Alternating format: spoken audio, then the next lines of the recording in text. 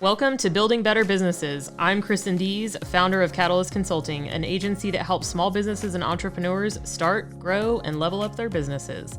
This podcast will bring you interviews with experts in all things business related. Have questions for a business attorney? We've got answers. How about your health insurance? Got you covered there too. New episodes coming your way every week. Find us on the podcasting platform of your choice.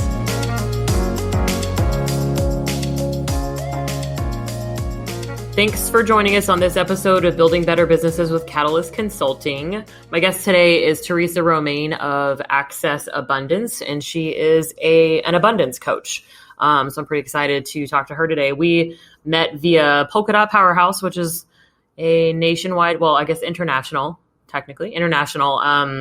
women's networking group, which is a really great place. I've met tons of really cool people in there. So Teresa is now one of the people that I met, and I'm excited to have her on here. So thanks for being here. I am excited as well. So great. Thank you for having me.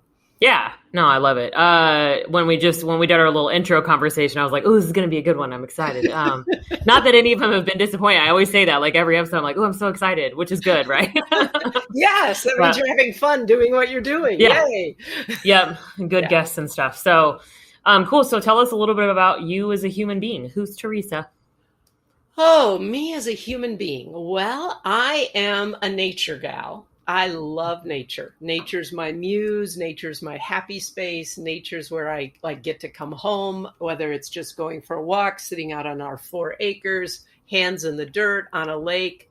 But when you can put me in nature, it's like I'm a happy camper. Even when I was a kid, once I had the flu and I had a little fever and my mom wouldn't let me go outside, but I wasn't getting any better. And I finally pleaded with her the second day of the flu. And I said, Mom, can I just go sit by the lake? I know it will make me feel better. And I just pleaded, and finally she said, okay. And so I went out and I sat by the lake for about a half hour. When I came back in, my fever was gone. That's amazing. So I'm a nature gal. We live on 4 acres outside of Wisconsin Dells, Wisconsin. I live in a 155-year-old farmhouse. They finished building it the same month Abraham Lincoln was shot. So that's kind of crazy when you think about it. Yeah. I love to read. I love to write. I love to cook. I love to eat. I've been married to my husband, Dan, for 28 plus years now. We do not have any kids. We have 4 acres with a pond and an apple orchard and a garden. And that's kind of what we tend and nurture and support to grow up. Nice. I like that. That's great. Do you have any other fun facts about you? You shared, those are some good fun facts in there. I haven't thought about that fever story in a long time. Yeah, that's really cool. Yeah. One fun fact about me is, I'm the youngest in a family of 7, but get this, my oldest sister was 28 years older than me when I was born. My 2 oldest sisters already had 2 kids apiece. So I had same parents, 28 years. When my mom died, we calculated she went to parent-teacher meetings for 46 consecutive years. Like, I think she should be canonized for that. Seriously, like oh my God. I can't even imagine that poor woman. Oh, good for her. That's amazing. God, she could have retired. Like, that's like a whole career. Yeah, exactly. Well, actually, they didn't need a historian or a secretary because they could just go, Anna Marie, do you remember? Yes, I remember what happened. Oh, that's too funny. Good for her. 7 kids. Wow. 7 kids, and I have nieces and nephews my same age, so that means I already have 3. I'm only 58. I already have 3 great nieces and nephews. Oh, wow, yeah. 16 great ones. I have that many, so it's like that's wild. Yeah. Like, no one really knows who's like how everyone's connected. They're just like, we're all related to each other. We're just not sure in what order. We're pretty sure, but it's like most people, like I became a great aunt at the age of 20. That's kind of crazy. Most people are just becoming aunts maybe at the age of 20. Yeah. That's too funny. You've got promoted much sooner. I have a good chance of being a great aunt at the rate I'm going. Yeah, for reals. That's too funny. That's a very good fun fact. Yeah, I like that. I grew up in a very small family, so like that, I can't even imagine like going to a family gathering. I'd be so stressed out. I'd be like, everyone's loud. There's too many people. Like I can't do it. Well, and that's the funny thing, because there's such an age difference. I grew up almost like an only child, because there's 8 years between me and my next. So I'm kind of like a baby, only child with a huge family, all at the same time. You get a little bit of everything. So I do get to that point in our big family gatherings. It's like, okay, love y'all. Bye. Yeah. I need to go read my book in the car for a while. My hermit just kicked in. Yep. It's like running out of your social juice. That's why I'm like, all right, time for bed. That's funny. Anyway, so what do you do on the work side of things? How do you support business owners and entrepreneurs? Well, gosh, in many ways, and none of the traditional ways. If I were to say bottom line, I help them transform their relationship with money so that they're not so attached to money and they don't feel so much stress around money when they're building their businesses. A lot of people, myself included, when we go into business, we have all sorts of scarcity beliefs and patterns about ourselves and about money and about business that can have us become really successful out on paper, business-wise, but not feel like true to ourselves or happy or enjoying our lives. And we can also have like not so much success business-wise or financially. And then we put pressure on ourselves and we don't enjoy our lives either. It's kind of like the relationship that entrepreneurs have with money far too often is one of scarcity. And they think that more money is the answer to it, and it's not. So I really support them to think of money as a life-giving resource like oxygen that's meant to support them to live the life they were created to live and contribute gifts to the world. It's not the purpose of their business. It's not the point of it all. It's just a resource, just like your business is, for fully experiencing you and creating the life that you're here to create and sharing the gifts you're here to share.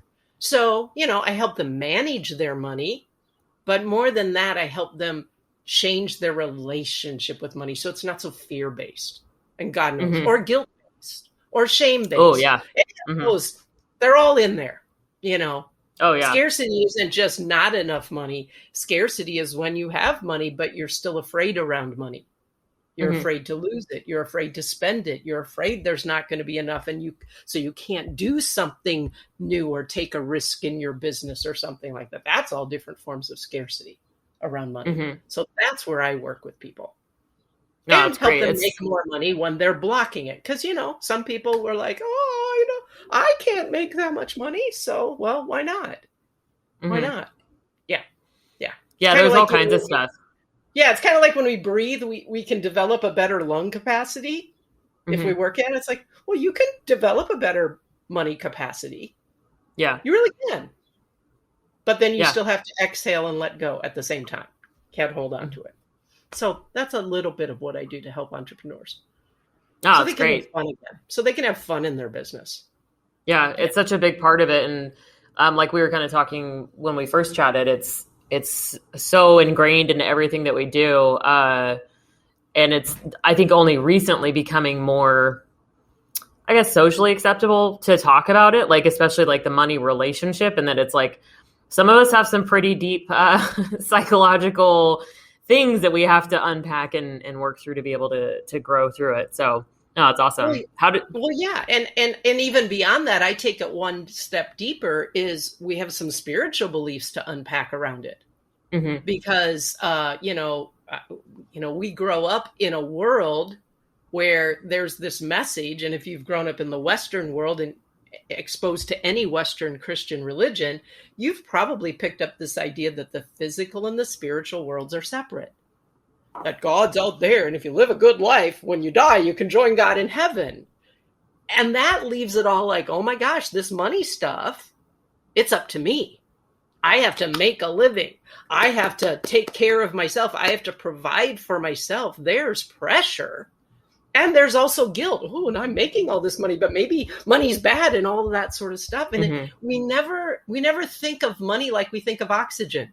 Well, of course we need money, but we don't make it.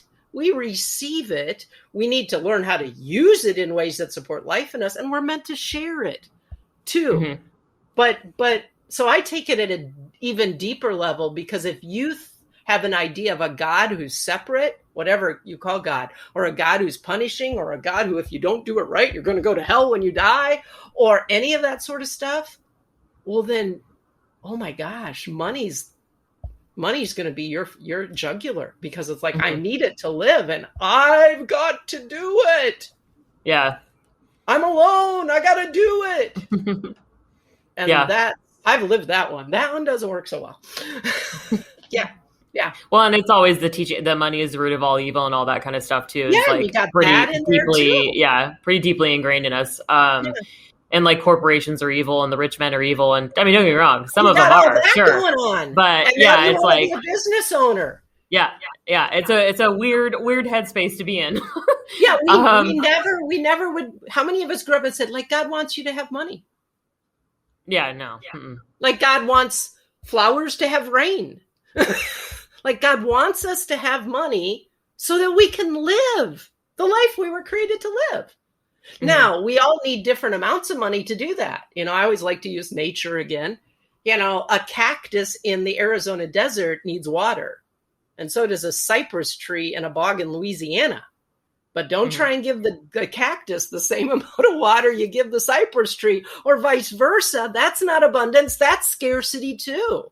And that's what sometimes entrepreneurs do, because we think more is better, not knowing, well, maybe I'm a cactus. And so I want to just make sure I have enough water for me, and I can make more, but then I can use that to help send money over to Louisiana cypress trees. Yeah. You know what I mean? Yep. Yeah. And we do the comparison. I'm a cactus. How come I can't be a cypress tree and need that much water? Because that's not who you are. Yeah. That's Tell not them how to you're be made. who you It's are, okay. and trust that everything you need to be who you are will be available to you. It's in there. It's all in there. You have it all inside. There. Like we all got a nose. We didn't do anything to make our nose, did we? No. We all got a nose right on time. Can you imagine if when we were in the womb, we're like, oh, when am I supposed to have a nose? I better set a goal. I better have a plan, a schedule for when I'm going to get a nose. What if I don't get a nose? We never thought of, Yeah. Maybe that what we need will always be there for us if we learn to trust it. That's the abundance. Yeah, no, that makes sense. How did you end up where you are? So what's your journey to this? That's a long story. I will try to keep it short. Okay. Kind of one of the starting points of it was when I went to college. I didn't grow up being told, what do you want to be when you grow up? Follow your dreams. I just grew up being told you will go to college. So when it came time to pick a college, I had to have an idea what I was going to do, major in.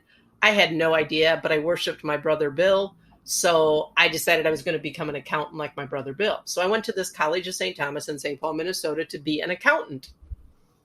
You were required to take a theology class as freshmen. I loved that theology class. It was like, oh my gosh, this is the best. It was my favorite class. So I came home the very first chance I had on break, Thanksgiving, to tell my mom, I'm going to be a theology major instead of an accounting major. You know what my mom said? Oh, no, Teresa. Oh, no. You need to make money. You need to make money when you get out of college. You have debts to pay off. I'm going, well, can I do that and be a theology major? And I couldn't disappoint or upset my mom. So I graduated with a business degree and a corporate job, but took a lot of theology classes because I loved them. So I kind of got this, either I get to do what I love and what brings me joy, or I make money, and making money wins. I go into that corporate job with the plan. As soon as I've got my student loans paid off, I'm going to do what I love. Except for it was a really good corporate job. At least the pay was. And about 3 years out of college in the 80s in the Midwest, I was making like 6 figures. That's a lot of money. It's a lot of money now. Yeah. I discovered I liked having money. It was really fun. I never had that much money before. I liked being able to do things for people and have experiences they didn't have and go to theater and all that sort of stuff. I loved it. I didn't like my job. Mm-hmm. And the job kept changing and being more cookie cutter. So my creativity that kept me in it kept changing. And was like, the student loans paid off. Let's go do what I love. I thought I'd go work for the church or some ministry or nonprofit. Ooh, that was going to be quite the pay cut. So once again, money or what I love. And this is for the longest time, like I had this split. It was an either or. This is a scarcity pattern of I can make money or I can do what I love. So finally, I met Dan, my husband, who was doing network marketing. I had no idea what network marketing was at the time. But once I knew we were going to kind of be together, it's like, well, tell me about your business. And I thought, oh, here's a way. I can make a lot of money, make a difference in people's lives, do something I enjoy. So once we were married, I quit my 6-figure corporate job. We bought a house. We moved out of Chicago back to Minnesota, where I'm from, and thought, we've got savings, we've got reserves. We can do this full time because, got to do this full time, and we'll be fine. That was the plan. On paper, we would be fine. I mean, everybody thought we were going to succeed. We thought we were going to succeed. The only thing we succeeded at was spending a hell of a lot of money, trying to make money. And then we built up a lot of debt. Mm-hmm. And that was kind of like the catalyst that set me on the journey I'm on now, because eventually I said, okay, we got to deal with this debt. I wanted to just work harder and make more. Dan was like, no, we just have to cut back. That felt like deprivation. And bottom line, I said, there's got to be something I'm missing. And it set me on this journey of learning how to manage money, get out of debt, personal growth, prosperity, all this sort of stuff. And as I started learning stuff that was making a difference for me, it's like, I want to share this with other people. So 25 plus years ago, I became an abundance coach, primarily at the time to help people get out of debt in a way that they could enjoy their lives, so that money wasn't limiting them. But it's evolved a heck of a lot since then. And like I've said from the beginning, I teach best what I most need to learn and practice myself. Never a truer statement. And I kind of think those first 20 plus years, I was like one step ahead of my own scarcity, building this business. And I had 2 primary phases that a lot of entrepreneurs can read. I had the first 10 years where I worked really hard. I worked long hours. I worked weekends. I put in the sweat equity, you know what I mean? And I made a lot of money doing workshops and services and programs and offering all of that. But guess what? I didn't have much of a life other than my business. So that wasn't abundance. So finally, when I was just totally burnt out and I was resenting my business and I just couldn't keep it up anymore, my soul felt like it had just like shriveled and died. I said, okay, I'm going to do Dan's thing. We're going to cut everything way back, cut our cost of living down to next to nothing. And at least I can go be in my garden and sit in nature and I don't have to work so hard. So that's what I did. And that was good for a while because it was like, just having time and space and sleep was really nice. But then I started to buck up against, but we don't really have the money to go on a vacation or do this or do that. And then I was in this like, now what? Do I have to go back to the working hard model? I just felt like I was this shrunken shell of who I was, and money was what was stopping me, either lack of it or how I made it.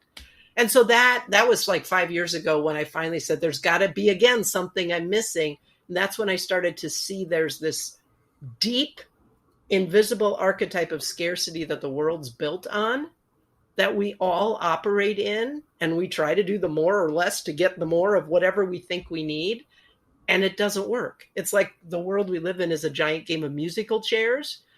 Do you remember playing that game as a kid? Mm-hmm.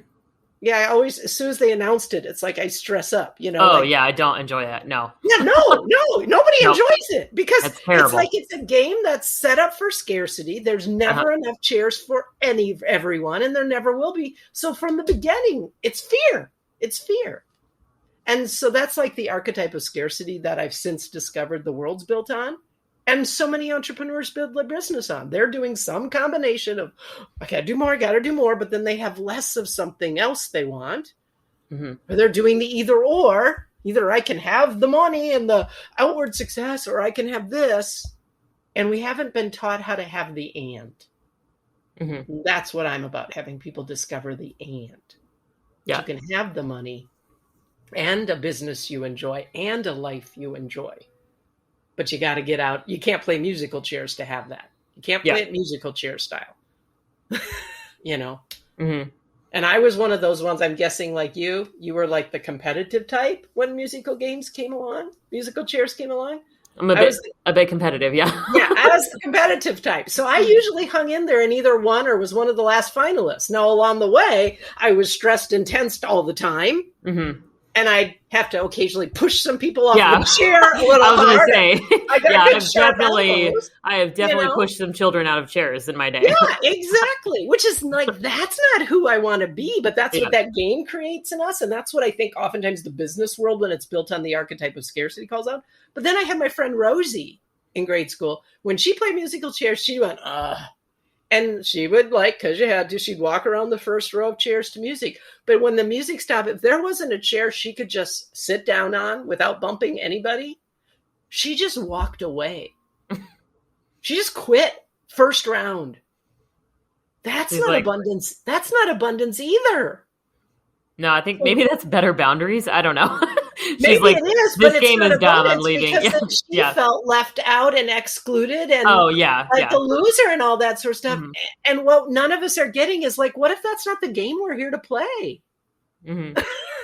What if that's not what business and money is meant to be? Let me make sure I get my chair so I can retire when I get older or whatever it is.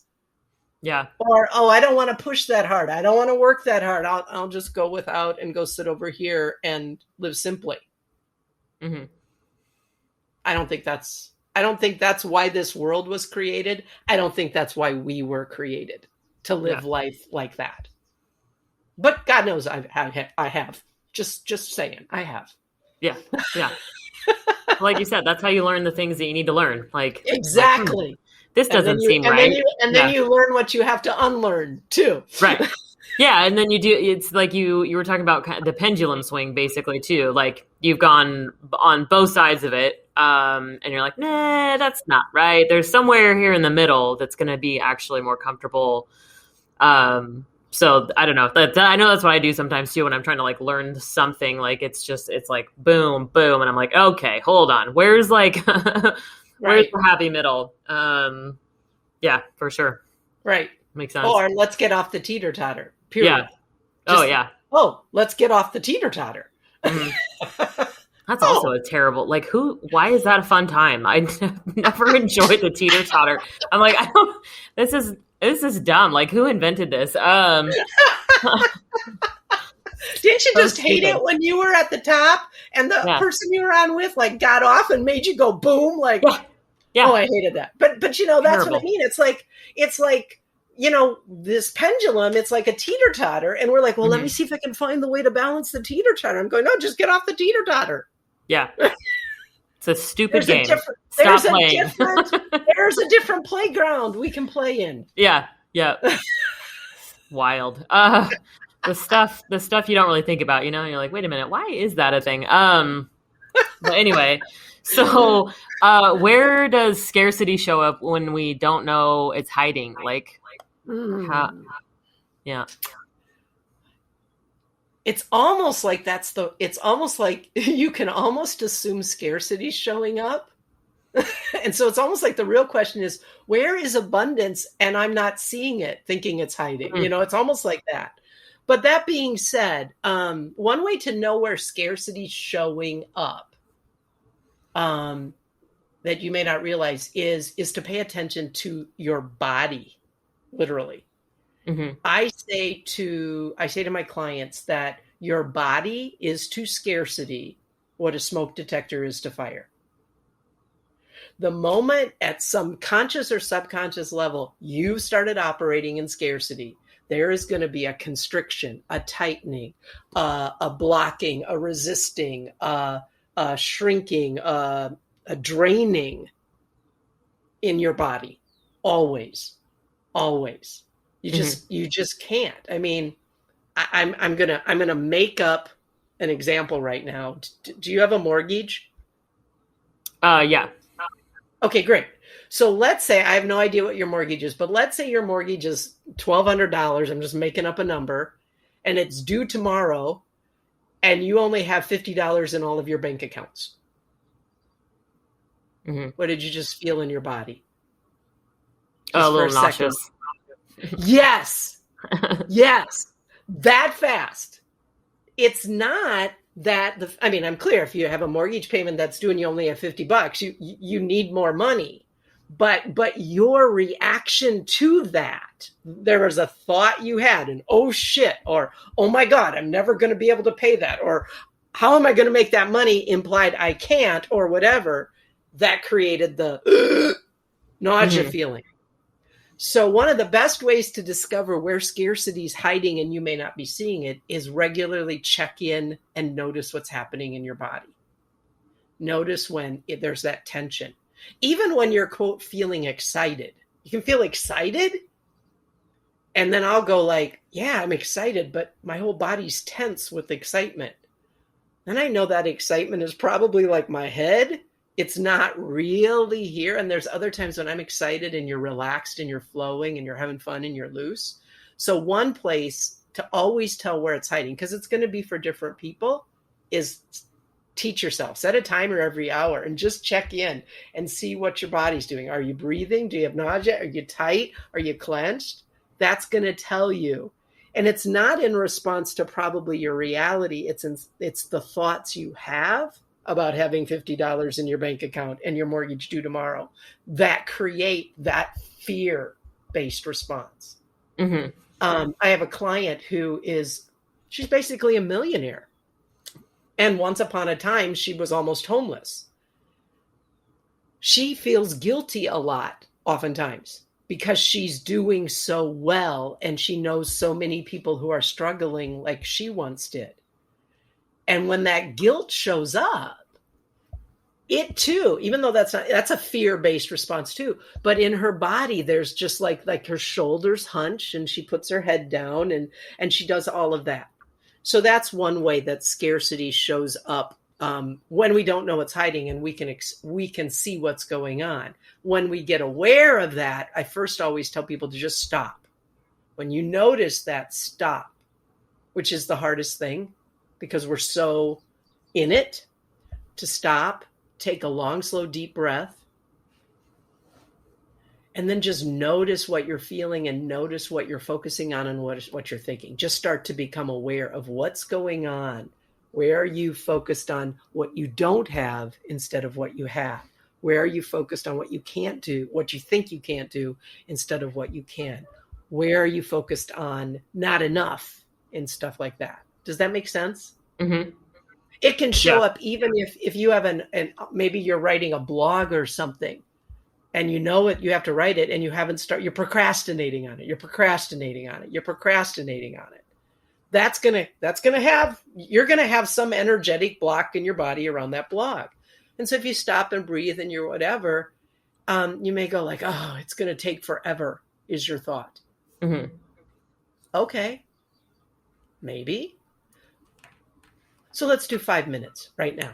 And as soon as you say, let's do 5 minutes, your head's going to scream, but that's not enough. That's not enough. Well, yeah, maybe, but we're going to do 5 minutes like that. So that's one place where it shows up. Anytime you're feeling pressure, anytime you're trying to prove, anytime you're trying to please, anytime you're trying to impress, procrastinate, probably scarcity is showing up. Some fear of either not having enough resources or somehow you're not enough, not good enough, not like that. That's when it's going to come up. And of course, in response to we're not enough, we try and be more than we are and go into a lot of debt to impress and be more and look successful. And then we're still left with this, something's wrong with me. I'm not enough because look at the mess I've made of my finances or something like that. Does that make sense? Mm-hmm. Yeah. So Yeah. that's where I would say to start, to look for where scarcity may be hiding. Pay attention to your body. Hmm. Yeah, that makes sense. Even just there's certain things where I'll procrastinate on doing proposals sometimes, because I hate them. But I think that like now that you're talking about it, I'm like, it's probably a little bit of my imposter syndrome that Yes. I try to ignore. But because I do sometimes, like for the most part, I'm fine. I'm confident. I believe in my skills and abilities. But then there are those times where I'm like, what am I even doing? And why are people paying me to do shit for them? Like, I just, like, does everyone else Yes. know? So I think that sometimes, and it's just to the money point is like asking people to give me money for something. And I think that kind of like ties in together where I feel guilty for asking for money. Because Yep. I'm like, I should just share my knowledge for free and my experience. I have 20 years of experience. I'm aging backwards. I'm a vampire. No, I'm just kidding. Gotcha. It's good. Now you Good should sell filters that, on. because that's a Yeah. product you could sell. No, it's just because we're on video. Like if we were, Yeah. you'd be like, oh, okay. No, I'm just kidding. But yeah, so it's that like that guilt, the shame, the imposter syndrome, like all of that kind of stuff kind of plays into that. One, I don't really enjoy that kind of task anyway. Like it's, I don't like the like super detail stuff. I just want to be like, hey, can you do this for me? This is what I want. I really need an assistant. But anywho, yeah, so that all makes sense. And so one way that you perpetuate scarcity is when you keep forcing, there's that word again, yourself to do stuff that really isn't your jam and that drains your energy. Mm-hmm. Now, I know that sometimes we have financial limitations we have to honor and we can't go hire a VA. But we can, I hate this. I hate this. Well, procrastinating. But then you hate yourself when you're procrastinating it, right? Oh, yeah. Yeah. Okay. So now we're in this vicious cycle. Okay. I don't like to do this. I'm going to one day have a VA who will do this for me. Notice how your focus just changed. And I'm going to put this proposal together because this proposal is going to help me have that VA one day. Now your focus is changing on what you're going to have. And then you can say, and how can I do this proposal? How can I do this proposal in a way that would make it more fun or more pleasurable? Maybe it's you dictate it because you're a talker instead of typing it. Yep. Maybe it's you, when I'm doing that stuff that I have to do still and I don't like, I'm watching a chick flick. You know, I'm going to do that administrative stuff while I'm kind of watching a chick flick because you don't have to give it full attention. And it just makes it more fun. And then I'm focusing on, but I get to watch a chick flick. I get to do this. I'm not getting in that cycle of I'm not enough. I should be doing this. What's wrong with me that I'm not doing this? This is just having me feel more like an imposter, like that. Does that help? Yeah. Yeah. That's how I was saying. I do that, like that 5-minute trick too. That's something that, helps me. The other thing that I'll do sometimes is I've found that I procrastinate, when the job feels too big sometimes too. Yes. So like I have to like break. I'm like, okay, I'm really resistant to this thing. Like I just keep putting it off. And sometimes if I break it down into smaller steps, that helps too. Absolutely. And I'm just like, I'm just going to do this one piece. I'm just going to do the outline of my blog post or my curriculum or whatever it is. I'm just going to do the framework. I don't have to create the whole thing all at one time. It's okay. That's how you break out of one of the most common scarcity patterns entrepreneurs is we fall into the all or nothing pattern with its cousins. Fast or nothing, big or nothing, perfect or nothing, all that sort of stuff. Yeah. And in our mind, whatever it is we're trying to do, it seems to be so big or needs to be so fast or whatever, we get locked and do nothing. And the way out of it is, as you said, to do something. Now, there's a trick to doing something because you have to have the discipline to start. Okay, I'm going to start. Yeah. But then you also have to have the discipline to stop. And that's where lots of people, they'll get started and then it's like, oh, well, now I'm on a roll. Let me just do the whole proposal. Instead of, nope, I said I was only going to do 5 minutes. So I'm going to stop and move on to something else. Because otherwise what happens then is we're doing all this. We're doing nothing in these other areas in our business. And now we got to go catch up on that. Yeah. I don't know what you're talking about. I've never done that, Teresa. What? What? I'm just sharing my autobiography Yeah. here. Yeah. Are you writing mine too? I'm confused. So, isn't that funny though? And like a lot of that stuff, I know for me too, like as I've built relationships with other entrepreneurs, business owners, and particularly women, where we're talking about stuff and I'm like, oh shit, I thought that was just me. Like this whole time, the whole point, like, and I tell those people all the time, I'm like, get a network of other business owners and like develop those relationships, because like your friends and family, unless they also happen to be business owners, they're not going to understand. It's a totally different struggle. Like it's the personal growth journey part of it is insane. And then just running a business is a whole different game. And so just being around people where I'm like, oh, it's so, and talking to all these people that, I've talked to, I think like 2 or 3 different women lately in different settings where they've been recently diagnosed with ADHD as adults. Ooh. And they're like, holy shit. What?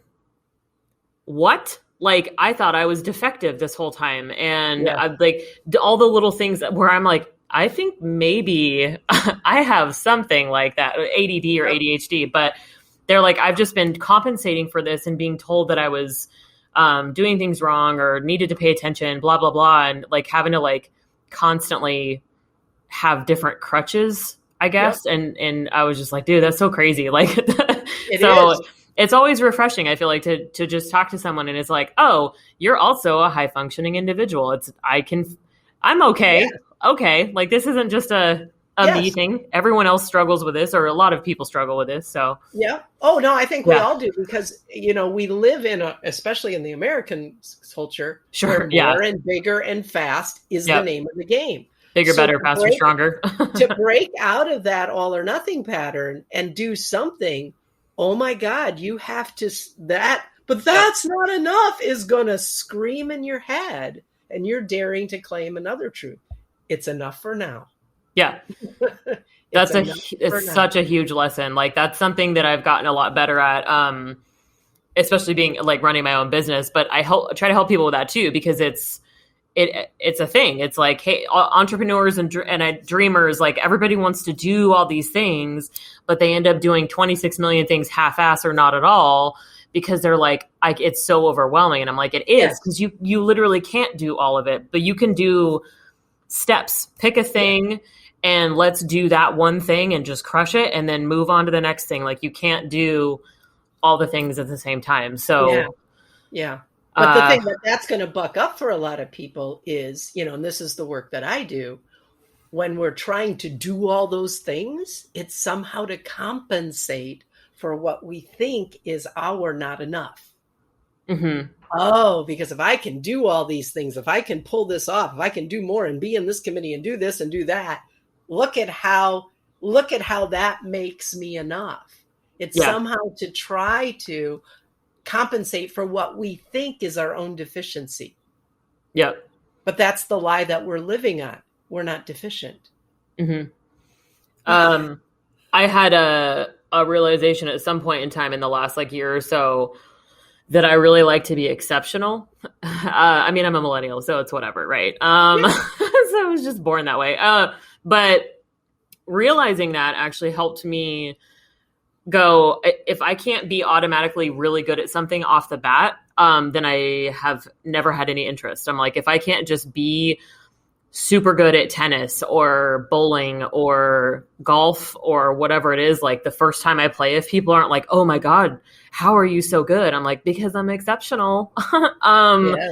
Then I don't do it. I'm like, that's so dumb. Like there's so many things that, and I don't mean dumb. If you feel like you struggle with this, people, limited. I don't mean it at you. Yeah. I try to not, I'm trying to work on that. But so I'm like, I'm going to learn how to play golf and I'm going to take spin class and I'm going to do these things and actually stick with them, because the only way to be exceptional at something is to keep trying over and over again and practice. And I'm like, you can't. So it's this weird, because like you said, it's compensating. Like I identified for so long as an exceptional, it was talented and gifted program. Like I was always, I read sooner and faster than everyone. I was smarter than other people. And I kind of hung my hat on that. It's just the stuff that forms, when you're a kid. And I'm like, now that I'm like, oh, whoa, all the things that I just didn't keep doing because I was like, this is too hard. I'm not just automatically magically good at it. It's just, I'm Yeah, just like, I totally, now you're writing my autobiography. Oh, good. Okay. And I'm That's not a good. millennial, so I don't get to use that as an excuse. Okay. But here's Came by the it thing. honest. You want to know where the real freedom is? To no longer care whether you're exceptional or not. Yeah, I mean, I'm working on it. Okay, but yeah. There's the real freedom, because then you Yeah. can go have new experiences and you're not always measuring yourself. See, the definition of abundance that we all live in our world, our dictionary says it's all about quantity. It's a measurement of a quantity. It's like, oh, cool. I'm gifted and exceptional at this. This is fun and easy for me. This is hard for me, but I enjoy it. This I absolutely suck at, but I enjoy it. And this, you know what? I don't like it. And so I'm not going to make myself keep doing it just so I can be exceptional at it too. Yeah. Like, there's the real freedom.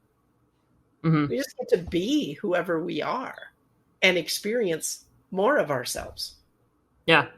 So, I mean, I'm working on it, but there's the real freedom, is to be unattached to whether we succeed or fail, we're exceptional or suck. Yeah. Us humans, we're such interesting, flawed little creatures. Yeah. We're so interesting. It's amazing we're not laughing at ourselves more. Yeah. It's because we're all so serious about trying to seriously, because I gotta be exceptional or whatever. You know? Like, yeah, we're a funny lot. Yeah. And it's so much of it happens outside of our awareness or control too, because so much of this stuff like happens as you're becoming an adult, you know, as you're a kid. Like, the stuff just gets there and you're like, oh, cool. Like 30 years later, I'm going to unravel that. Okay, neat. Yep. But yeah, then anyway. Then who the hell am I going to be? Yeah, exactly. Yeah. And that happens in entrepreneurs too. They start a business and then they get identified with their business. And then they can't change because, well, that's who I am and this is what I do. And then suddenly the business that may have supported them for so long has suddenly become their new prison. Yeah. And that just breaks my heart. Yeah, because I think a lot of times it's going to evolve just like anything else. Like, I've talked to lots of people that are coaches and they started out as a thing, like say massage therapist, and then they become a coach for other massage therapists or for what, you know, like something, because they became an expert with it and they're like, oh, and they find themselves in that like mentor situation, and that kind of evolves and they become a coach and they're like, okay, I like this part of it, not that part. And it continues to kind of shift and evolve as you go. And I feel like that's half the fun, is the things that you kind of encounter as part of the entrepreneur journey is it's like, that's something that I never hold them loosely. But if you're like, oh, but people know I'm so good at this and this is what I've always done and people love it and they accept it, it's really hard to say, but man, I'm going to go do something completely different. You know, that there's growth. Yeah. Yep. Yeah. Cool. Yeah. So, how does scarcity show up when we're setting goals as business owners? This is my favorite one. That's my favorite one. Now, you may be an exception because you're so exceptional. I am, as we've established. Yeah. So I'm going to use this example I use when I'm working with some of my clients. So let's say they have a sales goal and they have the goal of, okay, I'm going to have $5,000 in sales this month. And so they work their butt off and they hit their goal. Yay! What do most people do for the next month? Is their goal 5,000 or do they go, now I'm going for 6,000 or 7,000? Most people that I know, it's like, oh, I hit it. Let's go for a new goal. There's the scarcity. There's the setup for scarcity. Because if you're always like hitting it and then you have to go for more right away, you never get to experience the satisfaction, the enoughness of where you've reached. And on top of it, it takes one level of skills and personal growth and development to achieve a goal and another to do it again and again and again and again. So it's kind of like what I call rather than the let's just do more, let's do more, let's do more. More is better, and always be going for more. I encourage my clients to use the Jello salad approach. My niece, one of my older nieces, has for our big family Christmas, she always brings her traditional 12-layer Jello salad in this big clear trifle dish. It's just gorgeous. If I showed you a picture of it, you do what every one of us do every year. It's like, oh, it's so gorgeous because you've got these 12 or 14 different colored layers of Jello just perfectly stratified in this clear bowl. And she's done it for 30 years, I think. And we still all go, oh my gosh, it's so gorgeous. Mm-hmm. And somebody always says, even though we know the answer, oh, that must be so hard. To which Lisa, my niece, always says, actually, it's really quite simple. You just need to make sure one layer sets before you add the next layer. Oh, that does. In my mind, I was thinking like, oh, you need like different pans and you got to like do all the different layers individually and then like put them all together. I'm like, oh, that's going to be a train wreck. But that makes you just got to make sure one layer sets before you add the next layer. Now for the all or nothing, fast or nothing, more is better of us, we get one done. It's like, let's go. Let's add another one. We could have the exact same ingredients and it ain't going to look nearly as pretty as Lisa's. Mm-hmm. And so when we're setting goals, it's like allow ourselves to set a goal, achieve it, and then achieve it again and again and again. That's how we build confidence. Now, I'm not saying 5,000 is your goal. I say 5,000 or more. And then you hit it and you go, oh, my goal is 5,000 or more. Oh, my goal is 5,000 or more. You do that for 3, 4, 5, 6, 7 months. You may actually be making 10,000. But you know what? You're getting, that then when you raise it 4 months or 6 months later, you know that your efforts to get to more is not going to have you suddenly make less because that layer's been set. Mm-hmm. So one of my favorite ones is to slow down on the gas pedal and let the Jello, each layer, each goal set. You can drive straight through to Disney World from Wisconsin and Florida, and it's about a 26-hour drive. And you're going to arrive in Disney World exhausted. Or you could stop 2 or 3 places along the way, get a hotel room, go out to dinner, enjoy the pool, and still get to Disney World and be ready to enjoy Disney World.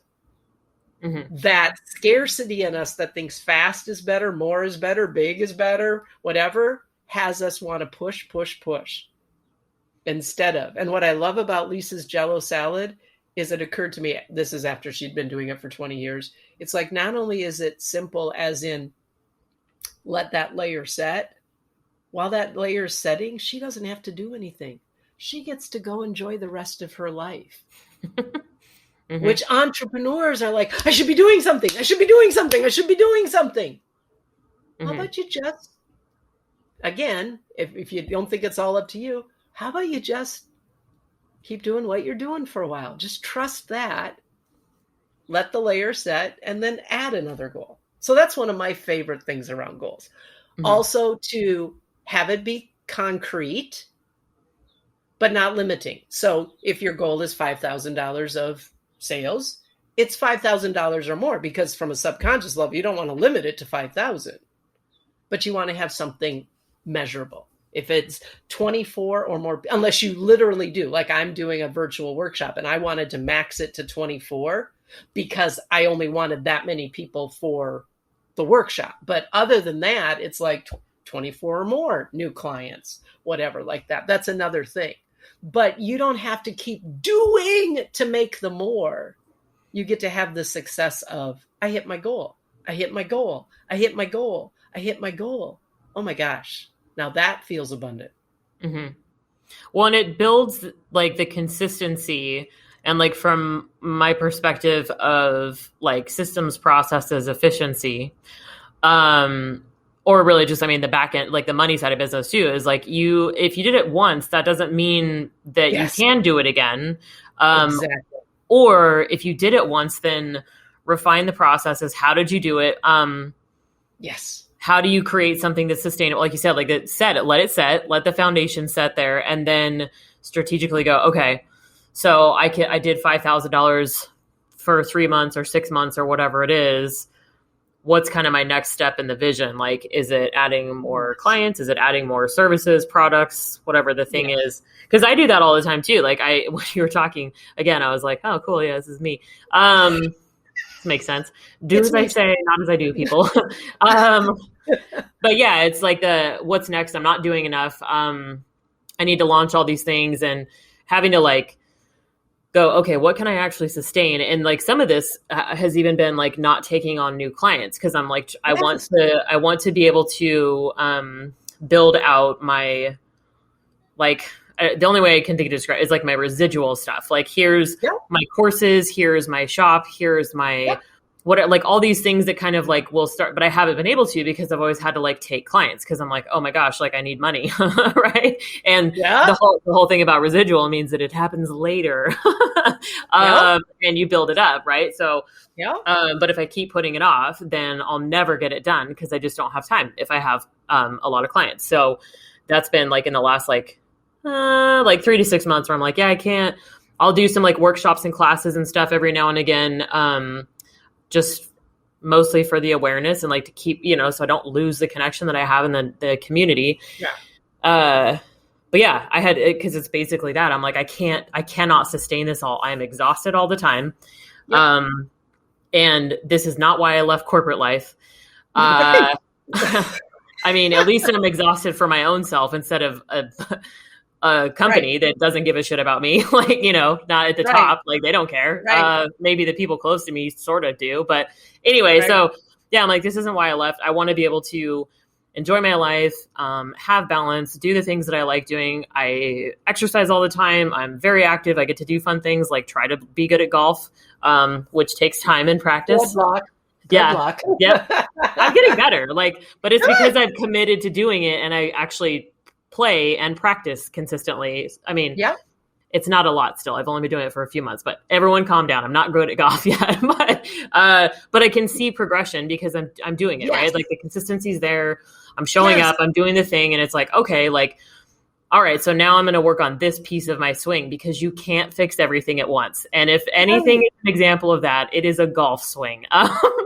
It's like, absolutely. If you try to fix all of the pieces of the swing, you will never be able to figure it out. It's like, okay, so now let's work on how far back you're going, blah, blah, blah, right? Yeah, exactly. And I could say, my 155-year-old farmhouse would fall under that category too.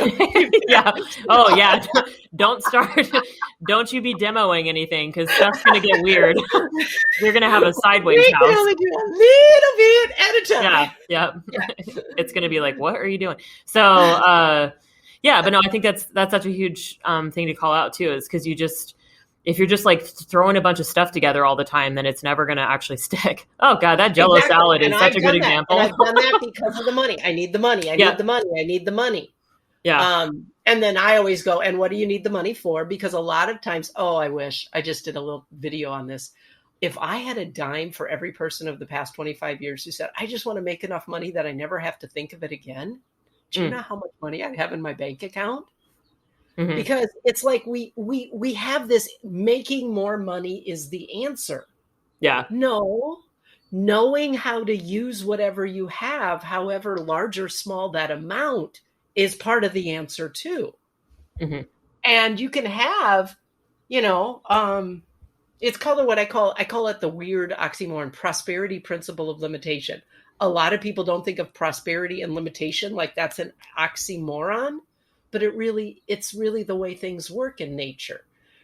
We prune basil plants so they get bigger. We prune apple trees so they produce more fruit. We limit what we can do, time, money, energy-wise, so that we can be more productive, so that we can have more energy. It's like the Goldilocks story. We in America think big is better. Mm-hmm. And we're like, I don't want too small, but it's not big. It's not too hard. It's not too soft. It's just right. It's not too big. It's not too small. It's just right. And that's always going to be a limitation, and, most of us in America, we have this dream of unlimited, if I can just do that. And that's always going to perpetuate scarcity. Well, and if you have like bad money habits and you make more money, you will still have bad money habits. Like there's so many people I know that, it's like they get a promotion and then they buy a boat. They get a promotion and then they buy a bigger house, or they buy another. It's like because that's not just people, that's everybody, right? Because again, like you said, that's kind of our culture is do more. But if you have good money habits and you figure that crap out, then that's the stuff. And I am not speaking from experience here because it's not somewhere that I'm super strong at yet. But that's is like if you make more money, you're going to spend more money. And that doesn't fix your problem because you still have all the other shit to unravel. So it's like, and here's the thing, and I know that one because I've tried the more thing, but the reason why we don't have good money habits in many respects is because we don't want to feel limited. We don't want to feel that, but it's also because we are in a society, and at a subconscious level, we think that what we have and what we do somehow measures our worth. Yeah. Measures our success, has us belong. Gives us, validation. And as long as we've got that money attached to that, oh my gosh, you're going to buy the boat, you're going to buy the house, or you're going to give it away to help others. Either way, it's because somehow you've got your worth, your value connected to money. Mm-hmm. And it's not. Yeah. Yeah. I like it. It's good. Yep. Good stuff, Teresa. It's like you should do this for a living. What an idea. I think I will. Oh my God, what? Are you exceptional? And that's one of the things that makes me a little different. I mean, now, not for the first 20 years as an abundance coach, is because oftentimes when people go to an abundance coach or a money mindset coach, it's still about how do I make more money? How do I have more money? How do I manage my money so I have more money, so I have enough money? Mm-hmm. That's not what our life is about. Yes, we need money, but it's the wrong focus. Mm-hmm. It's like, who am I? How do I want to experience my life? How do I express my life? How do I share my gifts in the world? Now, how do I learn how to use money in service of that? Mm-hmm. That's a big shift for people. Yeah. I mean, it doesn't sound like it, but when you live it every moment, it's a big shift. Yeah, for sure. Yeah. So as an entrepreneur and business owner yourself, mm-hmm. What advice would you give other business owners when it comes to running their businesses from a actual business management standpoint,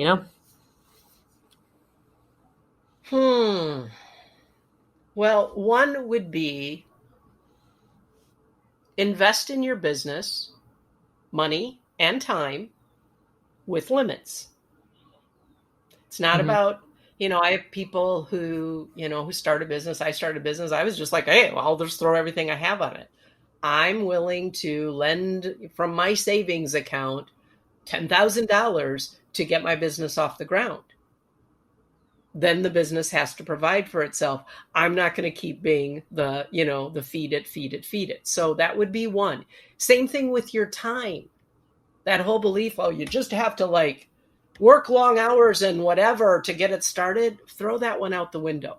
Have limits to what you'll invest in your business, and have those limits help you get more creative and expand and grow and ask for support and ask for and do things, because those limits will spark creativity. And that's always going to support abundance. So that would be one. Another one would be don't try and be more or less than who you are at any given time.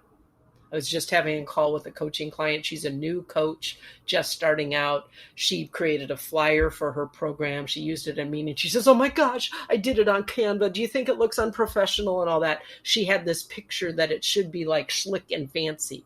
No. Mm-hmm. I spent $25,000 on my very first website before there was WordPress. It was 100 pages to the public because, honest to God, I'm an abundance coach. I have to look abundant. I've got to look, and just me, that's not enough. So I had 100 pages. This was in 2000.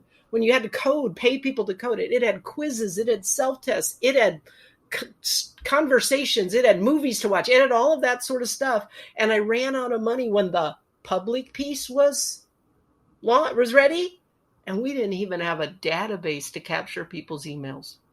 So if people signed up for emails, I had to manually enter and send them. Like, now that's an extreme, but that's we think that we have to like impress and look like we're more than we are. We don't. Mm-hmm. Stay true. Be who you are, even if you think it's not enough. Trust your innate enoughness. And the final piece would be not my strong suit. Be willing to say, I don't know, and ask if somebody else does. So I don't know how to do this of my business. Does anybody else know? Because I'm a big, if I don't know, then I'll figure it out myself. Mm-hmm. No, I don't know. I don't know how to do a Zoom video. I don't know how to do a CRM, whatever it is. Be willing to say, I don't know, and ask. Mm-hmm. Ask if people can help you. Because that's going to make your life a hell of a lot easier. And sooner in your business, you'll be able to focus your time, money, and energy on the things that are your genius and not everybody else's. Just because you're self-employed doesn't mean you have to do it all yourself. Yep. Yeah. And I think to your point too, like on the investing in your business, because I think a lot of people, this is another thing where people think, oh, I have to spend $10,000 on a coach, or I have to spend $10,000 on this program. And it's like, no, you don't. But you can find other ways that are like financially feasible, because my stomach just turns when I hear, people like putting a $10,000 coach on their credit card or that kind of, I'm like, I think that's shitty. I think that there are better ways to do it and ways that you can find that help and like grow to that point. But there's the messaging. Yeah, there's this messaging that if you don't use my services, you will never have a successful business, or you will never scale, or you will never grow. And I'm just like, that's irresponsible and shitty. And it's also scarcity based. Yeah, it is. It's marketing that way. And so that would be my other piece. Don't use scarcity tactics to build your business. Fear based. Don't miss out. Because if you build scarcity tactics to build your business, it's going to perpetuate scarcity in your business in some way. And they may work for a time. They may work for a time, but it's not sustainable. It's such a shitty thing to do too. I even said, like, I did a presentation at our Polka Dot chapter, the last two meetings, and it's a business audit checklist. It's like, here's some things that, I put in order. And at the beginning of the last one, I was like, I just want to make sure that you know that this is not the only way that you can do this. If you don't do these things, you can still have a successful business. I am not the only person that knows how to do things, and you can do them in a different order. You can do some of them. You can do none. You can still make money and you'll be fine. Like, these are just ways to make it organized in ways that make sense to me. Here we go. And then, like, you know what I mean? Because I'm like, I never want people to think that I think that it's the only way to do things is the way that I say that, because it's not true. All this shit's on the internet, man. Like, you can Google. But it is. And the thing that you bring to that isn't on the internet is you. Right. And your energy and the way you put it together and your experiences, which is right for your right people. Yes, exactly. The people who want to work with me. Like, the first time we talk, it's like, oh, we connect. Exactly. I put things in a way that makes sense. Like, I'm good at that with certain types of people. It's like, these are the, like, I can frame things, whatever it is. Like, if someone wants to work with me, they usually know right away, especially like on a consulting basis, which is great. Like, I don't have to, it's like, that's who I want. I'm not going to scarcity thing. I don't want to chase people down, because I hate doing that shit. I'm like, I don't want to do, it's too much work. Anyway, so. And that's scarcity. And that's all the scarcity, fear of not enough driving our behavior. Yeah. It's also like niching, I think, is a whole nother thing too, where it's like, you have to do this and you have to be this or you'll never be successful. And I'm like, I don't have a niche. Like, I still. Well, and I didn't have a niche for 20 years. Yeah. Because, and abundance is a great thing, but my not having a niche was the scarcity pattern of trying to be all things to all people. Oh, gotcha. Yeah.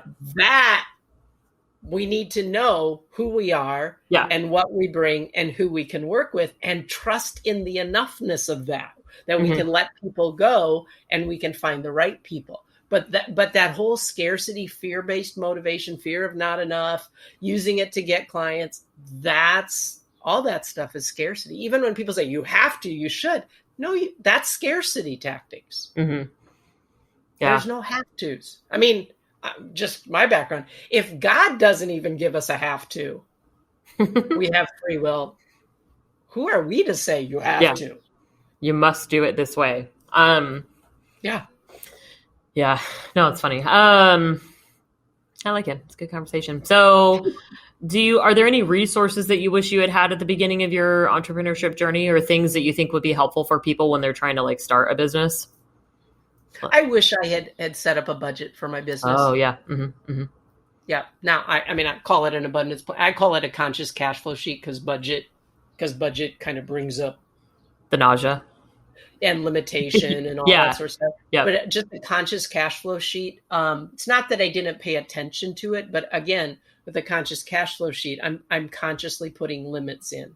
I'm going, I kind of like to use the analogy of a suitcase. It all has to fit in the suitcase and you have to zip it up. Mm-hmm. And if your suitcase is too heavy, you're going to get over limit fees when you go fly in a plane. You know what I mean? Mm-hmm. And so it's like, I wish I had done that, because I just threw it all at the business. I was so confident we're going to succeed. We're just going to do whatever people said we needed to do. Yeah. Go to the conferences, do the personal growth, spend the money. The magic isn't out there. The magic's in you. Mm-hmm.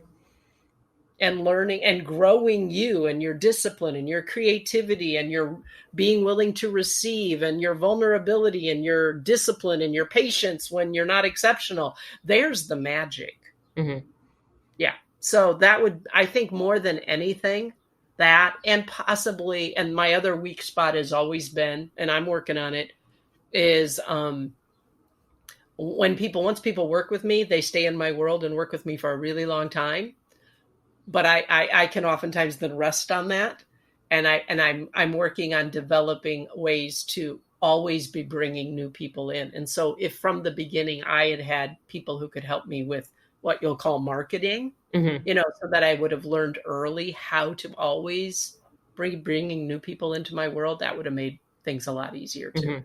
Because what I did instead was just create a new program so that the people who already loved me would like, oh, a new program from Teresa. That's great. But that made a lot of work for me. And I had to keep doing new programs to pay the bills because I hadn't learned how to always bring new people into my world.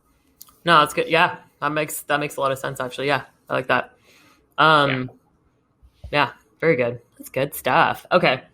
Well, anything else that you can think of that I missed or you, that popped into your head that you wanted to touch on before we wrap up? Are you going to ask where they can reach me? Because I want to talk about. Oh, yeah, you can do that if you want. Yep. Okay. Cool. So there's I forget. Okay, teresaromain.com/podcast-gift. If you go there, I'm excited to share with you. I've been talking about the scarcity and abundance, and I mentioned this archetype of scarcity. But you'll get access to 3 videos. One with the new definition of abundance that I'm bringing into the world, which is kind of like getting off the teeter-totter, no longer playing musical chairs. It's a different game.